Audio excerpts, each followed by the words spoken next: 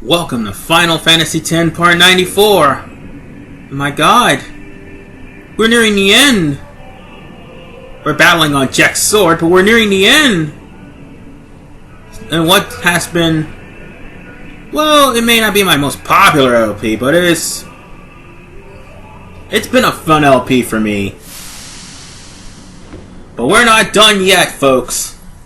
Yuna! Let me retract of what I said about it's impossible to die here. In this fight, there's only 3 ways to die.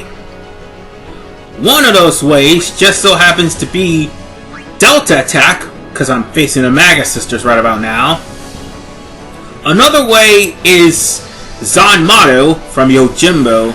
And the third way is being shattered by Anima when she uses Break and follows it up with a move. In short, at this point, Yuna is useless as far as Overdrive is concerned.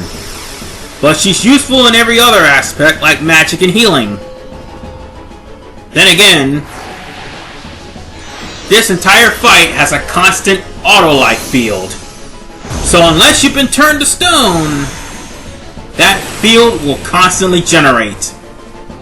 Which is why I told you to wear Stoneproof. Anyway, for those of you who aren't familiar, the Magus Sisters, or should I say the Dark Magus Sisters, are just like fighting Belgamine. In fact, almost everybody is like fighting Belgamine's Aeons, except they're your Aeons, and they're nowhere near as powerful. Anywho,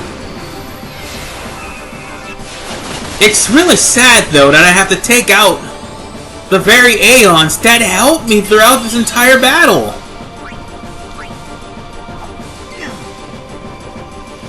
Yeah, I better take out Mindy first, so they'll never be able to use Delta Attack.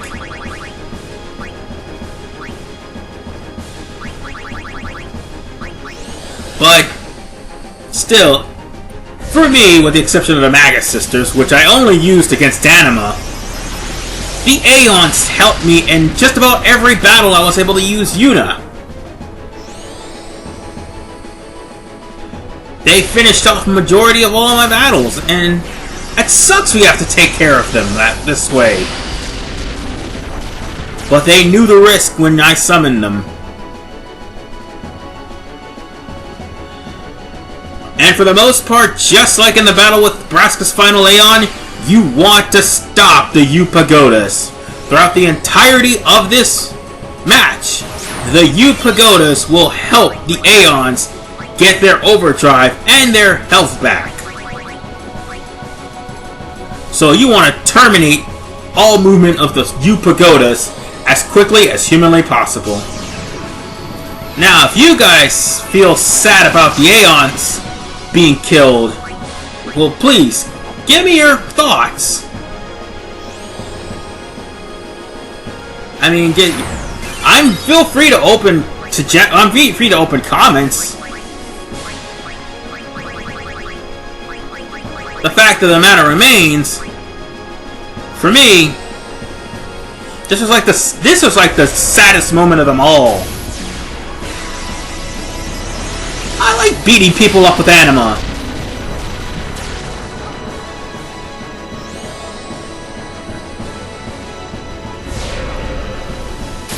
Oh, and in this fight, I want to just get this out of the way now, too. Make sure if anybody dies in this, Auron does. Auto-Life will bring him back, but bring him back in critical, which is actually what you want. See, his celestial weapon, Masamune, only gets stronger as Auron drops closer to 0.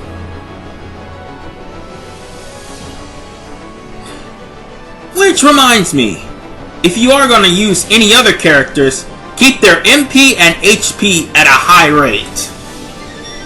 But Auron, you want to be on the verge of death.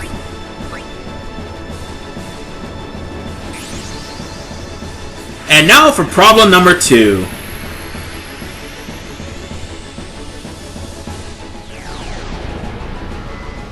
Oh yeah, you're the only one I did not actually use.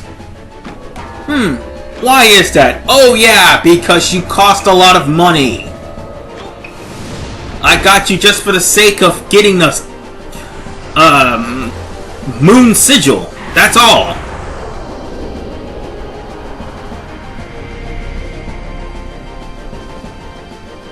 So sorry folks, don't expect a Zanmano anytime soon in this playthrough.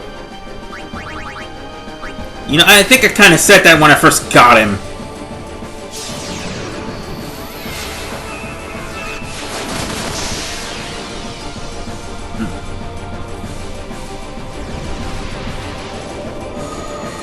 Well, that was quick.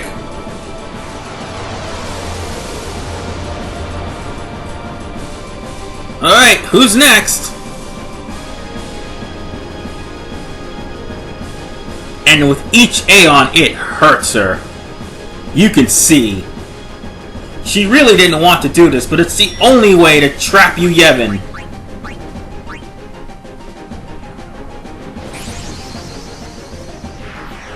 I mean, after all, Braska's final Aeon was defeated. So what is there left? Oh, and let me remind you of one thing. Your anima comes equipped with break from the get-go, so there's really not much you can do about that except wear stoneproof. Cause pain's the least of your worries thanks to Autolife.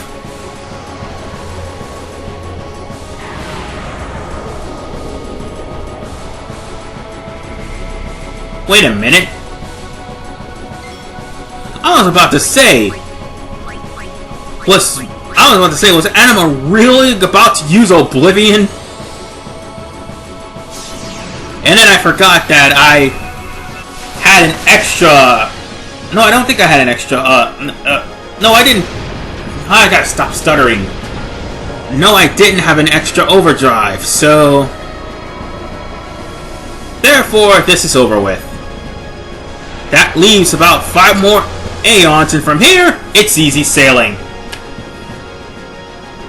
I can just tell you my thoughts as far as this battle is concerned. For everybody in the US version, this battle depends on what you do and how you customize your Aeons. Because as I said before, the Aeons get stronger as you customize them or as Yuna gets stronger. So it all depends on whether Yuna gets stronger and or you tamper with your Aeon stats. And if that's the case, then you can make this the easiest way or the hardest way to go. International version, on the other hand, you're gonna get sick and tired of seeing these guys. Seeing as how you ran across them throughout the regular gameplay as optional bosses.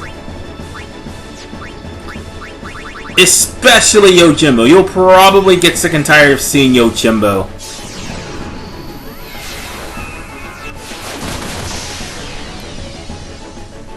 Well, now all that's left, it really is fodder. Considering the level of my Aeons, they can all be one-shotted.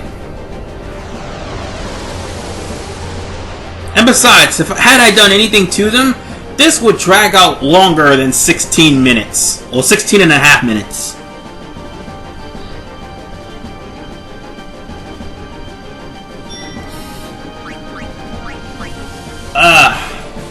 This isn't a rant, this isn't a tangent. This is just from experience.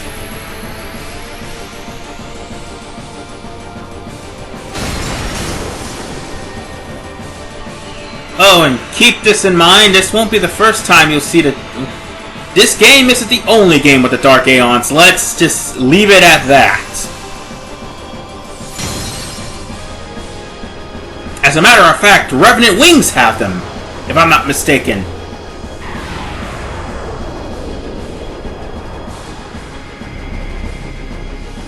Oh, and for the record, Revenant Wings is a terrible game. I have no intention of LPing that game. Yeah, that'd be Final Fantasy XII Revenant Wings, to be precise. So now let's bring in Auron. Let him have some fun.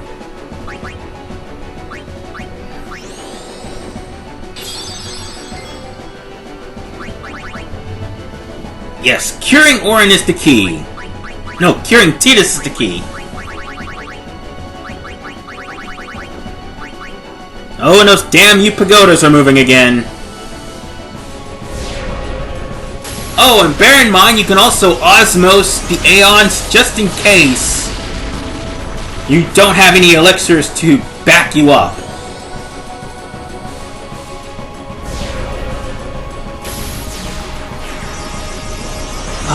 Ultima just massacres them all.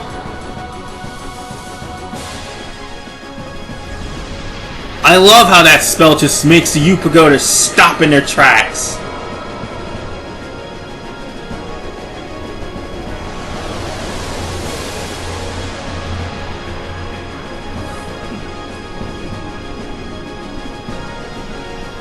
Alright. Next one on the list should be, Ixion. Ooh. Oh, and in case you're wondering what I'm doing with this playthrough and what the last 5 parts of this playthrough and why you're seeing them, why you saw an episode on Sunday, it's pretty obvious, actually. I intend on finishing 2 playthroughs at one time, which will also explain the Tuesday upload as well. Yeah, that's right. This week, Mega Man X and Final Fantasy X will come to an end. And Yu Yevon strikes again.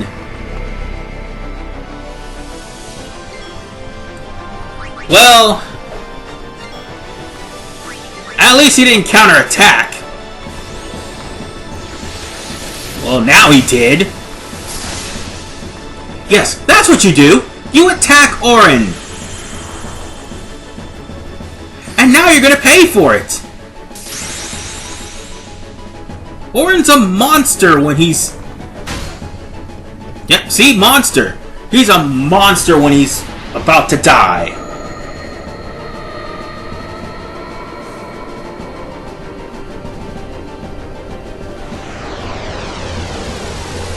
And with that, Yu Yevon only has 2 more bodies to jump to. And boy, will they not last long.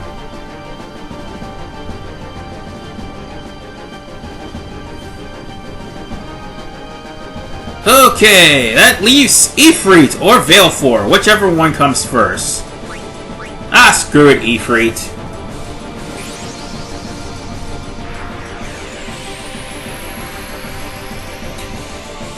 Oh, I remember so many battles with Ifrit. I remember winning so many battles with Ifrit. But once Bahamut came into the party, that was crushed.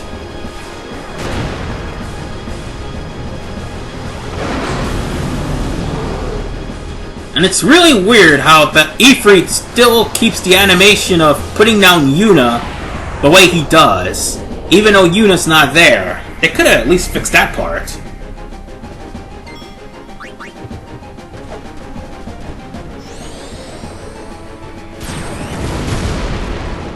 Yes, that's right. Keep killing Auron. He'll just come back and kill you. I mean, the guy transcended death, for God's sake. You think a meteor blast is gonna stop him?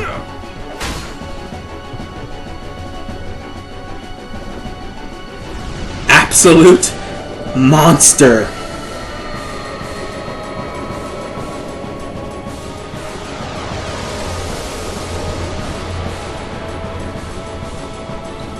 Alright, and last but not least, Valefor. For Valefor, you can either use Holy or use Waka. It doesn't matter at this point.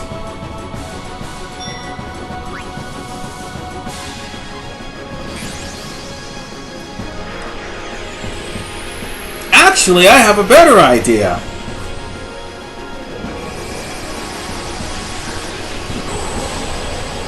One of the greatest ideas ever.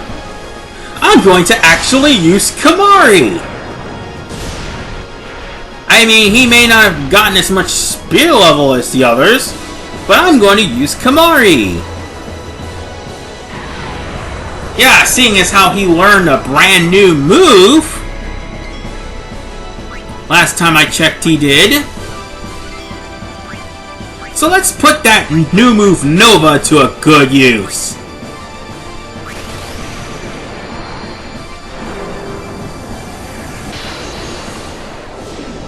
Wow. And the Omega weapon was planning on using that? Holy crap! I don't think that stopped the U-Pagodas. Oh well. That's it, folks! That's the end of the Dark Aeons! They're done, they're over with. And with that, ladies and gentlemen, it pains me to say this, but the next episode will be the final one. As we take on the final boss of the game in an epic encounter of massive proportions.